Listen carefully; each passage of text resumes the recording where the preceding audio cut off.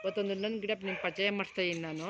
Paneer rose ಇದು ಯಾವ ರೀತಿ ಬಂದಿದೆ ನೋಡಿ. ಗಿಡ ತುಂಬ ಬಿಟ್ಟಿದೆ, ಮೊಗ್ಗೆಲ್ಲ ಹೆಂಗೆ ಕಚ್ಚಿದೆ ನೋಡಿ. ಎಷ್ಟು ತುಂಬ ಚೆನ್ನಾಗಿ ಬರುತ್ತೆ, ಗ್ರೋತ್ ಆಗುತ್ತೆ. ನಾನು ಇದಕ್ಕೆ ಹಸು ಗೊಬ್ಬರ ಕೊಡ್ತೀನಿ ನಾನು. ಆಮೇಲೆ ಸ್ವಲ್ಪ ಈರುಳ್ಳಿ ಸಿಪ್ಪೆ, ನಿಮ್ಮ ಮನೇಲಿ ಏನು ತರಕಾರಿ ಇದು ಮಾಡಿದ್ರೆ ಆ ಸಿಪ್ಪೆ ಎಲ್ಲ ಹಾಕ್ತಾ ಇರ್ತೀನಿ ನಾನು. ತುಂಬ ಗ್ರೋತ್ ಆಗಿದೆ ನೋಡಿ, ಎಷ್ಟು ಚೆನ್ನಾಗಿ ಗ್ರೋತ್ ಆಗಿದೆ ಅಂತ.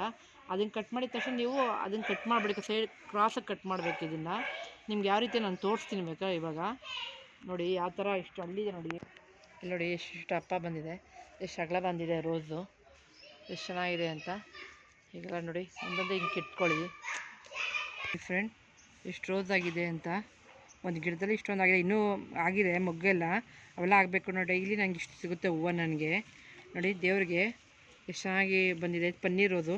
ಇದು ಬೆನಿಫಿಟ್ ತುಂಬ ಇರುತ್ತೆ. ಇದು ವಾರಕ್ಕೊಂದ್ಸತಿ ನೀವು ಇದ್ರ ನೀವು ಬಿಸಿನೀರಿಗೆ ಹಾಕ್ಕೊಂಡು ಕುಡಿತಾ ಬನ್ನಿ, ತುಂಬ ಗ್ರೋತ್ ಆಗುತ್ತೆ ನೋಡಿ. ಇವಾಗ ನಾನು ಕಟ್ ಮಾಡಿದ್ದೀನಲ್ಲ ಫ್ರೆಂಡ್, ಈ ಕ್ರಾಸನ್ನು ನೀವು ಈ ಥರ ಕಟ್ ಮಾಡ್ಕೊಳ್ಳಿ. ಕ್ರಾಸ ಎಲ್ಲಿ ಹೂವು ಬಿಟ್ಟು ಬಾಗಿದೆ ನೀವು ಆ ಥರ ಕಟ್ ಮಾಡ್ಕೊಳ್ಳಿ. ಇದರಲ್ಲಿ ಕಟಾರಲ್ಲಿ ನೀಟಾಗಿ ಎಲ್ಲೆಲ್ಲಿ ಹೂವು ನೀವು ಇದು ಮಾಡಿದ್ರೆ ಅದನ್ನು ನೀವು ರಿಮೂವ್ ಮಾಡಿಬಿಡ್ಬೇಕು, ಚೆನ್ನಾಗಿ ಗ್ರೋತ್ ಆಗುತ್ತೆ.